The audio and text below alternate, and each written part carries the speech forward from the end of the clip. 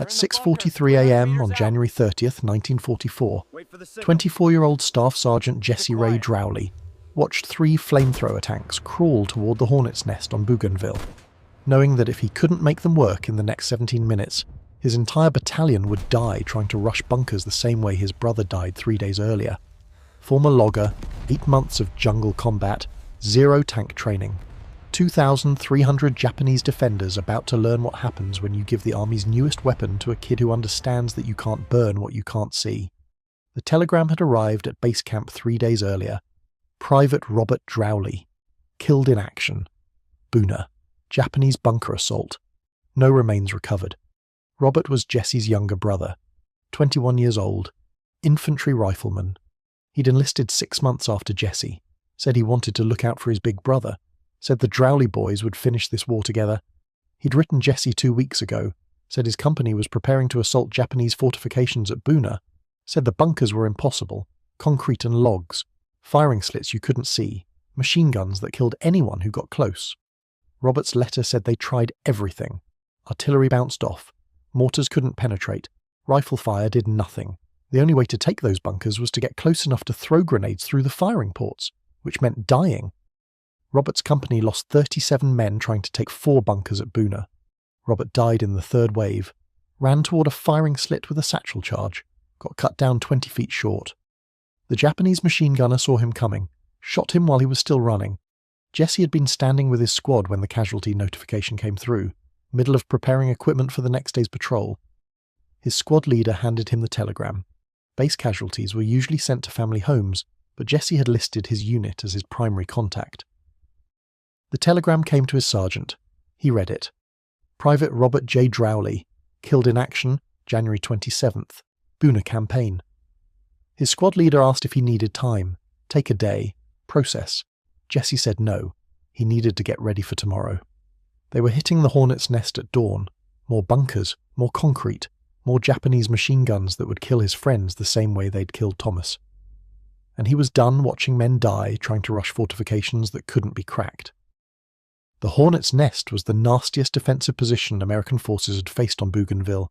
The Japanese had spent 4 months building it, started in September 1943 after American forces landed at Empress Augusta Bay. The position covered maybe 800 yards of jungle hillside, but those 800 yards were a killing ground unlike anything most American soldiers had seen. 42 reinforced bunkers, each one built from coconut logs and concrete, walls 3 feet thick, roofs 6 feet thick, covered with dirt and vegetation so they blended into the jungle. The bunkers were positioned for interlocking fields of fire. Every approach was covered by at least 3 machine gun positions. The Japanese had spent weeks clearing fire lanes, cutting vegetation, creating clear lines of sight. American scouts who'd probed the position reported that you couldn't get within 50 yards without being seen. Once the Japanese spotted you, they opened fire from multiple positions simultaneously. Crossfire, no cover, no escape. Artillery had been hammering the Hornet's nest for a week. 155mm howitzers, 500 rounds per day. The shells cratered the jungle, shredded trees, made noise. They didn't touch the bunkers. The concrete and logs absorbed the impacts. Shells that hit directly might crack the roof, might shake the defenders, but they didn't break through. The Japanese just waited until the artillery stopped, then went back to their machine guns. Division Command needed the Hornet's nest eliminated. It was blocking the advance toward the Japanese airfield at Piva. As long as those bunkers held, American forces couldn't push forward. The offensive was stalled. Traditional infantry tactics weren't working. Artillery wasn't working. Bombing runs weren't working. Something new was needed. The army had tried backpack flamethrowers, portable units that infantry could carry into combat. The M2 flamethrower weighed 70 pounds, fuel tank on your back, flame gun in your hands, range of about 30 yards. The weapon worked, when it worked, but the fuel tanks leaked. The ignition systems failed, and every soldier carrying one became a priority target. Japanese machine gunners aimed for the fuel tanks. One bullet and the operator turned into a human torch. Infantry hated backpack flamethrowers. Commanders hated them more. The casualty rates were unsustainable. At Buna, 12 flamethrower operators were killed in 3 days. None of them got close enough to actually burn a bunker. Someone at the 754th Tank Battalion had an idea that was either brilliant or insane. Put a flamethrower inside a tank.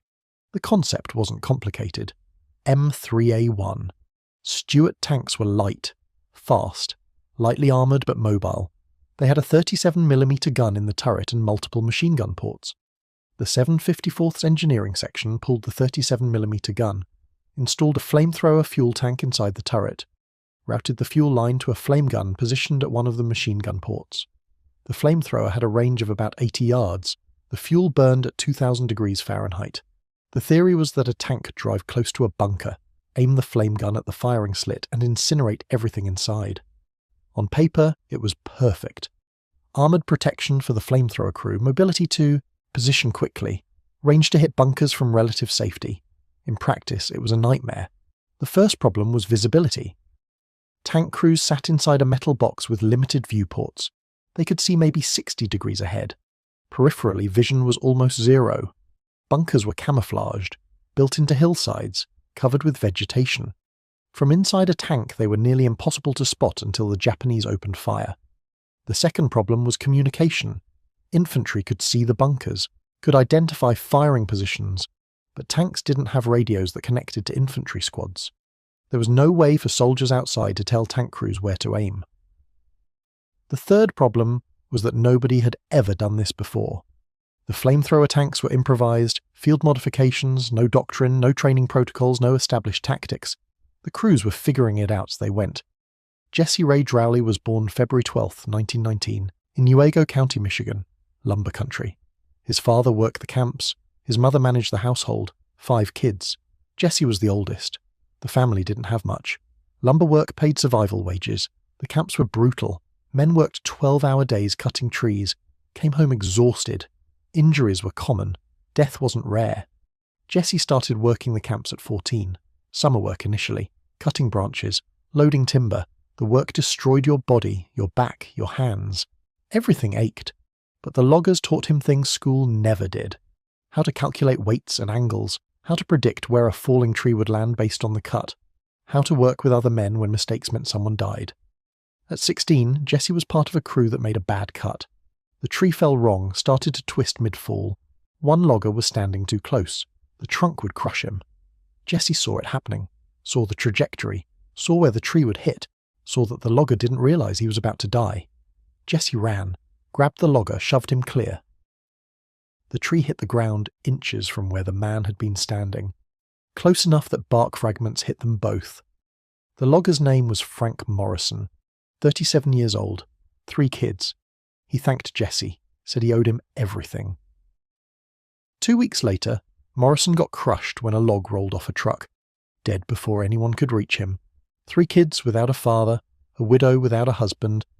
Because logging was dangerous and accidents happened, and that's just how it was. Jessi learned something from that.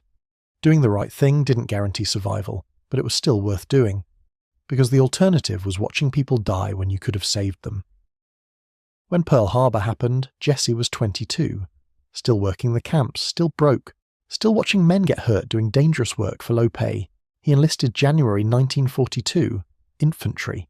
His father asked why he'd trade logging for war. Jessi said because at least in war there was a point to the danger. In the camps men died for timber. In war maybe they died for something that mattered. Robert enlisted 6 months later, couldn't let his big brother go alone. The Drowley boys shipped out together, different units, different deployments, but they stayed in touch through letters.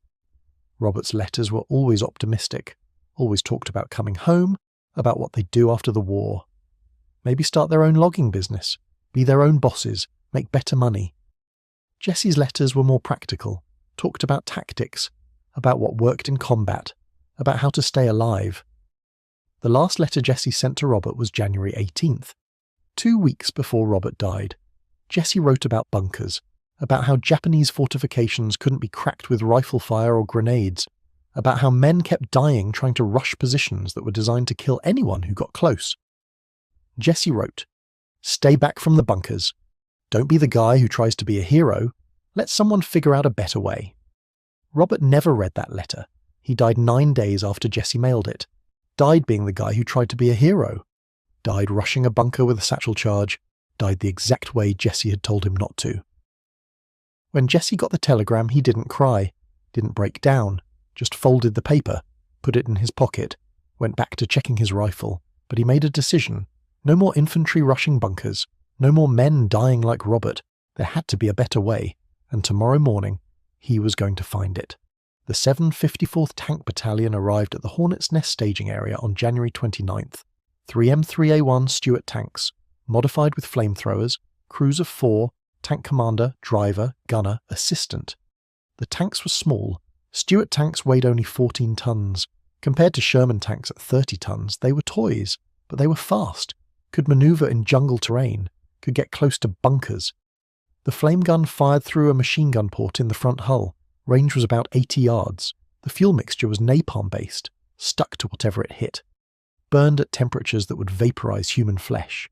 The crews had been training for 2 weeks, learning how to operate the flame gun, how to position the tank, how to coordinate with infantry.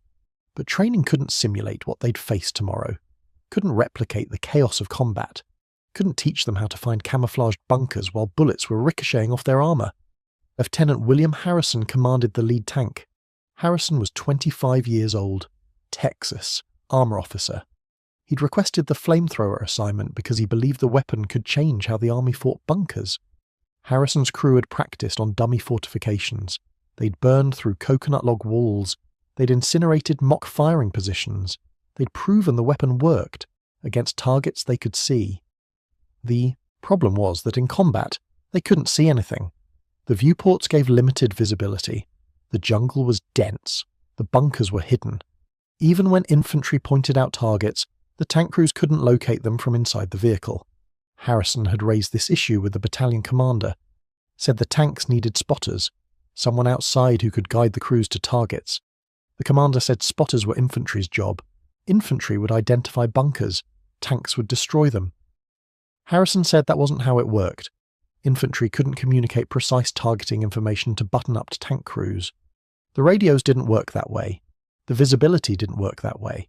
The commander said make it work. The attack was tomorrow. The tanks were going in.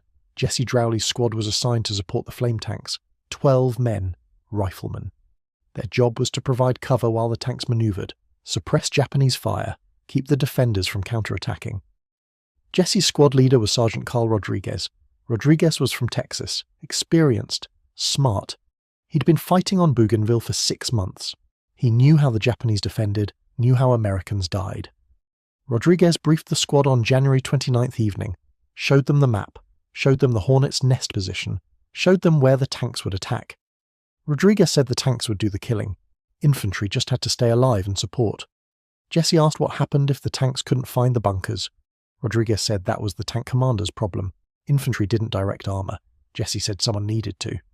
Because invisible bunkers didn't stop being dangerous just because tanks couldn't see them. Rodriguez told Jessi to focus on his job, which was staying alive, not solving problems that officers were paid to solve. Jessi didn't argue, but he was thinking about Thomas. Thinking about how Thomas died because nobody had figured out a better solution.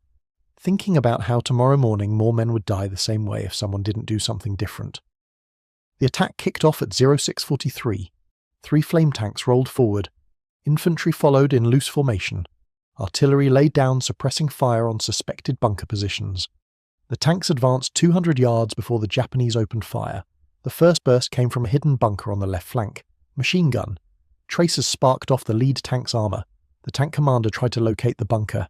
Couldn't see it through the viewport. The bunker was camouflaged, built into a hillside, covered with vegetation.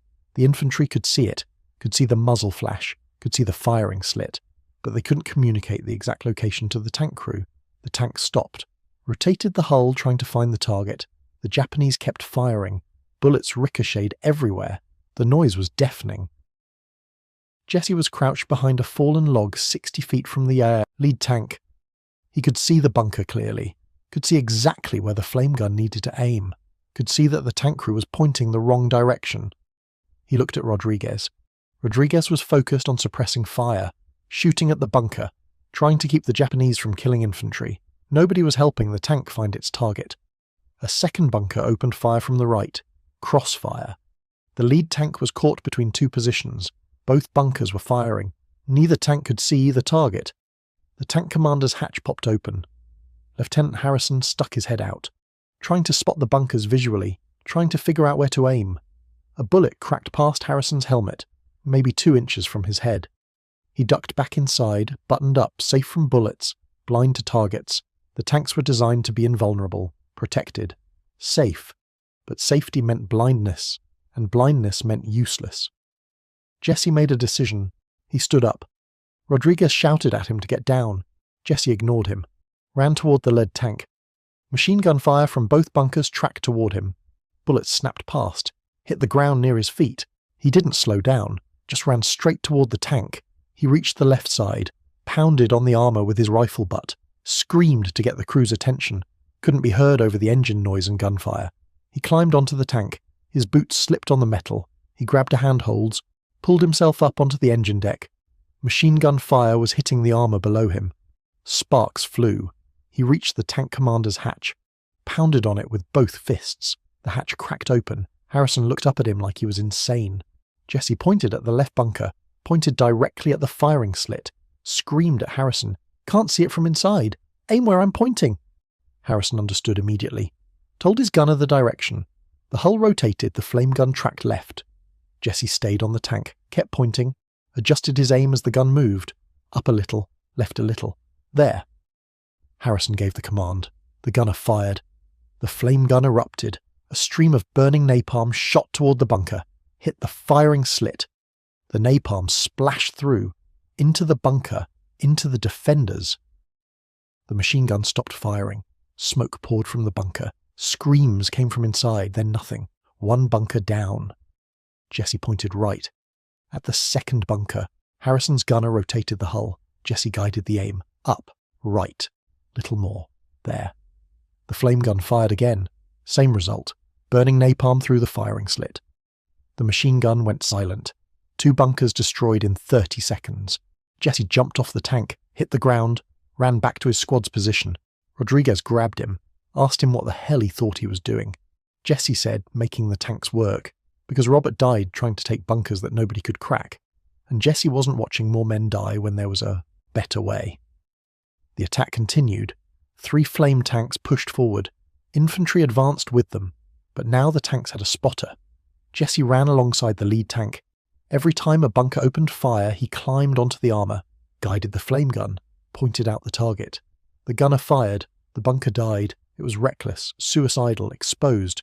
Machine gun fire hit the tank constantly. Bullets came within inches of Jessi multiple times. He should have been killed 6 times over, but the method worked. By 0700 hours, 8 bunkers had been destroyed, all by flame tanks guided by Jessi pointing from exposed positions on the armor. The Japanese realized what was happening, started targeting the figure climbing on the tank. Machine gun fire concentrated on Jessi every time he appeared. At 0713, the second flame tank took a hit. A Japanese grenade landed near the fuel tank. The explosion ruptured the fuel line. Napalm leaked onto the jungle floor. The crew bailed out before the tank caught fire. 2 crew members made it clear. The gunner and driver. The tank commander and assistant were trapped inside. The flames were spreading. They'd burn to death if someone didn't get them out. Jessi was 40 feet away, saw the flames, saw the crew members trapped, saw smoke pouring from the hatches. He ran toward the burning tank. Rodriguez screamed at him to stop. "You can't save them. You'll die." Jessi reached the tank. The metal was already hot. Flames licked up the sides. He grabbed the tank commander's hatch, burned his hands on the metal, ripped the hatch open. Flames burst out. He pulled the tank commander clear, dragged him away from the vehicle, went back for the assistant, pulled him out the same way. Both crew members were burned, unconscious, but alive. The tank exploded 20 seconds later. Fuel tank detonated. The fireball engulfed where Jessi had been standing, but the crew was clear. Both men survived. They'd have spent the rest of the war burned and disfigured, but they survived. Jessi's hands were blistered, 2nd-degree burns across both palms. Medic tried to treat him. Jessi waved him off, said there were more bunkers to kill. He went back to the lead tank, climbed on, pointed targets. The flame gun fired. Bunkers burned. By 0800 hours, 15 bunkers had been destroyed. The Japanese defensive line was collapsing. Infantry was advancing. The breakthrough was happening. But the Japanese weren't finished. They had one final defensive position. A reinforced bunker built into the hillside. Thicker walls, better concealment. The main command post for the Hornet's nest. 3 machine gun positions covered the approaches. Mortars pre-registered to hit anyone who got close. The Japanese knew this was their last stand. They were prepared to defend until everyone inside was dead. The lead flame tank approached. The Japanese opened fire with everything: machine guns, mortars, rifle fire. The armour held. But the tank couldn't locate the main bunker. Too well hidden. Too much smoke and vegetation. Jessi climbed onto the tank again, looked for the bunker, saw the firing slits, saw where the main position was located, started to point it out to Harrison. A mortar round hit 15 feet away. The explosion threw Jessi off the tank. He landed hard. His head hit a rock. Everything went white for a second. He stood up, blood running down his face, his ears ringing, his vision blurred. Rodriguez was screaming at him to stay down, to take cover, to stop being suicidal. Jessi climbed back onto the tank, found his position, pointed at the main bunker. Harrison followed his direction. The hull rotated, the flame gun aimed. Jessi watched the gun track, watched it line up on the firing slit, watched Harrison give the command. The flame gun fired. The napalm stream arced through the air, hit the bunker, splashed through every opening. The entire position erupted in flames. The command bunker was destroyed. The Hornet's nest was broken. By 09:30 hours, the battle was over. 42 Japanese bunkers eliminated. The defensive line collapsed. American infantry pushed through. The advance toward Piva airfield resumed. Total American casualties: 18 wounded, 0 killed. The flame tanks had changed everything.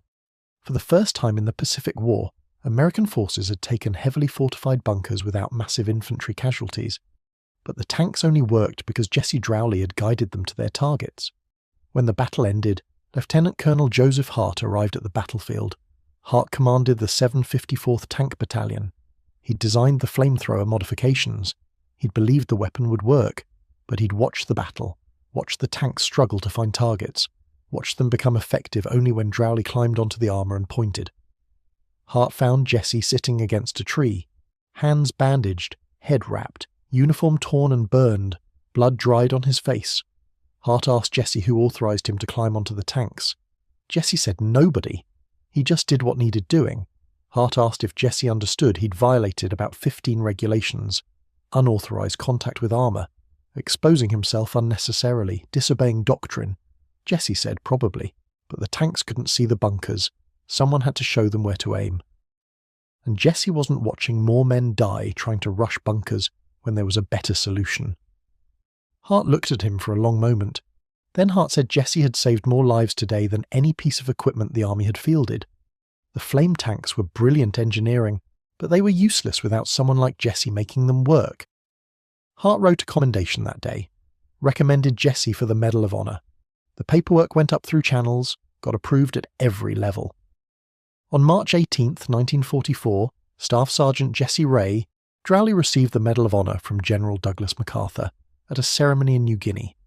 The citation mentioned his actions on January 30th, mentioned that he'd guided flame tanks under fire, mentioned that he'd saved tank crew members from a burning vehicle, mentioned that his actions had enabled the capture of a critical Japanese defensive position. The citation didn't mention Robert, didn't mention the telegram, didn't mention that Jessi did what he did because his little brother died the way men shouldn't have to die. But Jessi knew. Every time he looked at the medal, he thought about Robert, thought about the letter he'd sent telling Robert to stay back from bunkers, thought about how Robert died anyway because nobody had figured out a better way. The Medal of Honor didn't bring Robert back, didn't make the war less brutal, didn't change that logging camp kids from Michigan were dying in jungles on the other side of the world. But maybe it meant Robert didn't die for nothing. Maybe it meant the solution existed. Maybe it meant other brothers would come home. The flamethrower tank tactic became standard doctrine. After the Hornet's nest, the army realised that flame tanks needed infantry spotters, needed someone outside to guide the crews to targets. The 754th developed formal protocols, trained spotters, created communication procedures. By February 1944, every flame tank operation included designated infantry guides. The tactic spread to other units, other campaigns, Iwo Jima, Okinawa, the Philippines. Everywhere American forces faced Japanese bunkers, Flame tanks with infantry spotters broke the defences. Casualties dropped dramatically.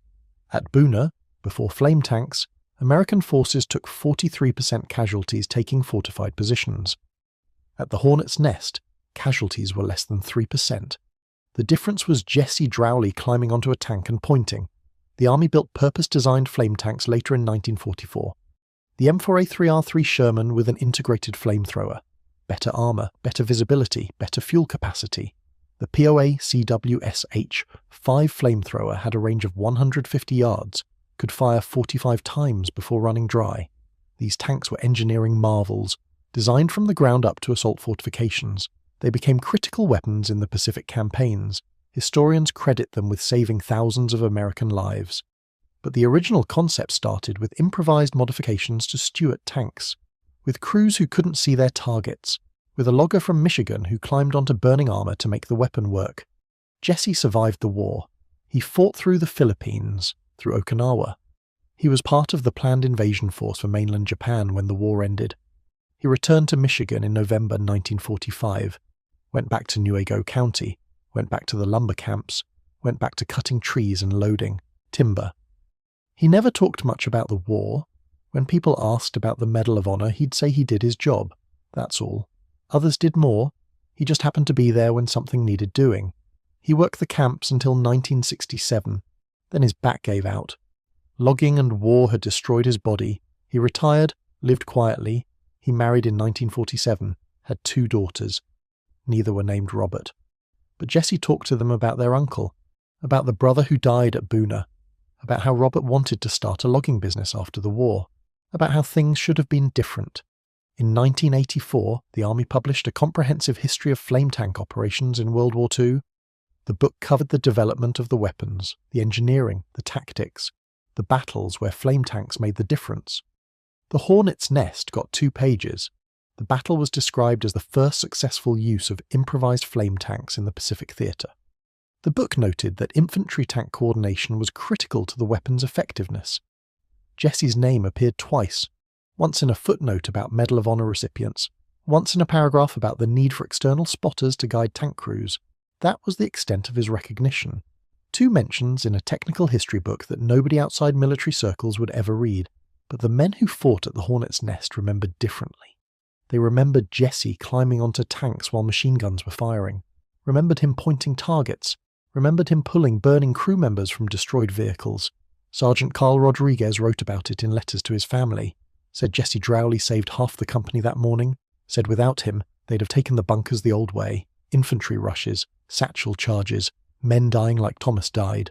Lieutenant Harrison wrote about it in his combat memoir published in 1978. Harrison described the flame tanks as revolutionary weapons, but he was clear that they only worked because Drowley made them work. Without someone outside the tank identifying targets, the weapon was useless. Harrison's memoir sold maybe 4,000 copies.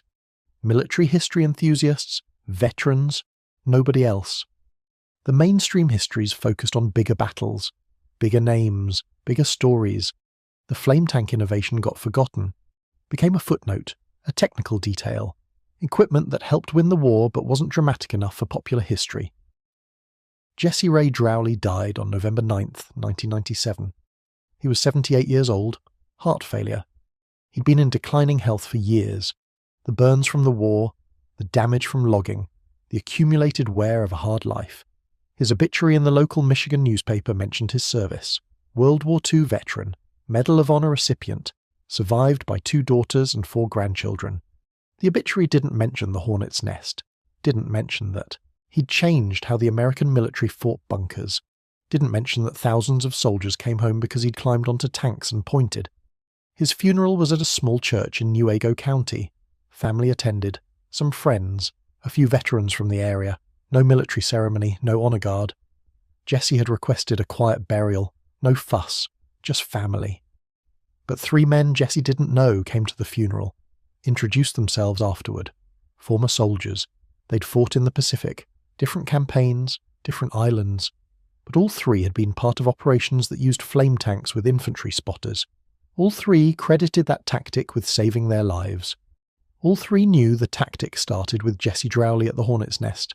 They thanked his daughters, said their father was a hero, said he'd changed the war in ways most people would never understand. Today, there's a small exhibit at the Army Museum in Fort Moore, Georgia. It covers World War II armour innovations. There's a section on flame tanks, a photograph of an M3A1 Stuart with a flamethrower modification. The placard explains that improvised flame tanks were first used in combat on January 30th, 1944 at Bougainville. It mentions that the weapon proved highly effective against Japanese fortifications. It notes that the tactic was subsequently adopted throughout the Pacific Theatre. The placard doesn't mention Jessi Drowley, doesn't mention that the tanks were useless until he climbed onto the armour, doesn't mention that he guided the flame guns under fire, doesn't mention that he pulled burning crew members from destroyed vehicles. The innovation is remembered, the equipment is remembered, the tactic is remembered. The logger who made it all work is forgotten. That's how war actually gets won, not through brilliant generals planning campaigns, through working-class kids who see problems and solve them, through men like Jessi who watched their brothers die and decided there had to be a better way, through people who climbed onto burning tanks because nobody else would. Jessi Drowley didn't invent the flamethrower, didn't design the tanks, didn't develop the strategy. He just made it work, made it real, made it save lives instead of being an interesting idea that failed in combat. And almost nobody knows his name, but you do now. If this story moved you the way it moved us, do me a favour, hit that like button. Every single like tells YouTube to show this story to more people who care about the heroes who got forgotten. Hit subscribe and turn on notifications. We're rescuing these stories from archives and obscurity every single week. You're not just a viewer, you're part of keeping these memories alive. Tell us your location. Tell us if someone in your family served. Just let us know you're here. Thank you for watching.